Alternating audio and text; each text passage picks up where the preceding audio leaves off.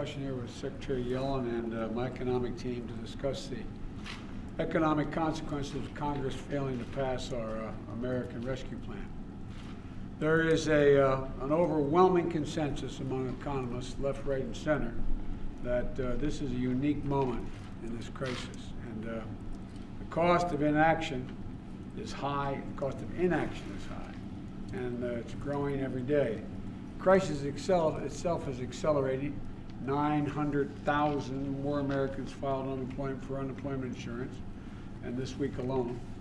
30 million Americans don't have enough food to eat this week, and interest rates are at historic lows, and the return on smart investments in the economy have never been higher. And it's not just me saying this. As I said, it's a consensus among the vast majority of leading economists in the country, as I said, left, right, and center, including advisors to former President Trump and George W. Bush. And so I've been meeting all morning with other folks as well. The notion here is we have to act now. There's no time for any delay.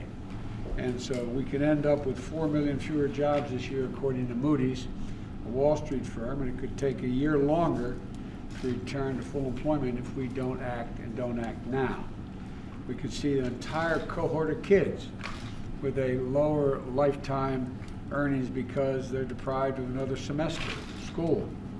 Millions of parents, and maybe some of you, millions of parents are, particularly moms, are forced to stay home, reducing the family wages, and if they're a single wage earner, it's really difficult, and future job prospects that they have no choice but to stay home and take care of their children.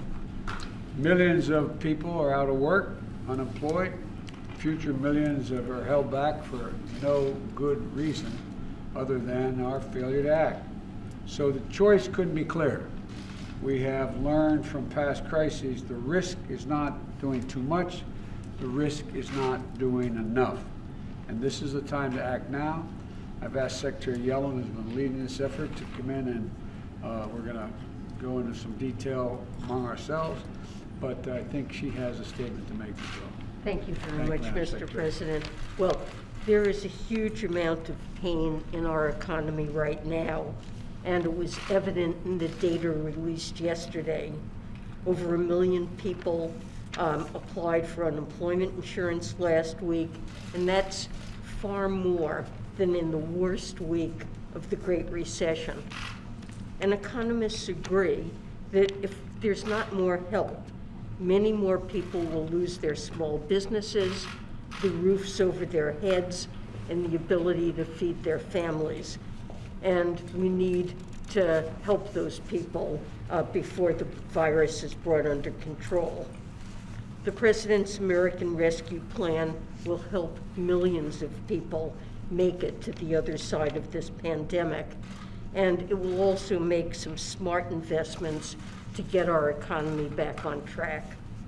I want to emphasize the President is absolutely right. The price of doing nothing is much higher than the price of doing something, and doing something big. We need to act now, and the benefits of acting now and acting big will far outweigh the costs in the long run.